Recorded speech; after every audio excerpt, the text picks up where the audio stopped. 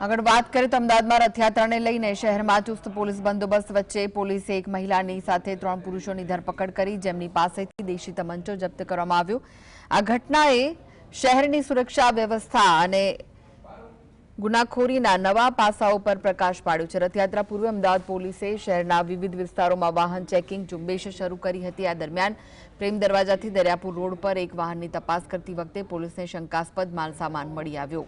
વધુ તપાસમાં આ વાહનમાંથી એક દેશી તમંચો જપ્ત કરવામાં આવ્યો। વાહનમાં સવાર મધ્યપ્રદેશના ઉજ્જૈનની રહેવાસી મીના બૈરાગી નામની મહિલાની ધરપકડ કરવામાં આવી, જેની પાસેથી આ હથિયાર મળી આવ્યું હતું। आरोपी लेडी है मीना डॉक्टर ऑफ राधेश्याम बैरागी उम्र वर्ष 25 जो हरिओम टोलकाटा आगर उज्जैन मध्य प्रदेश खातेથી છે।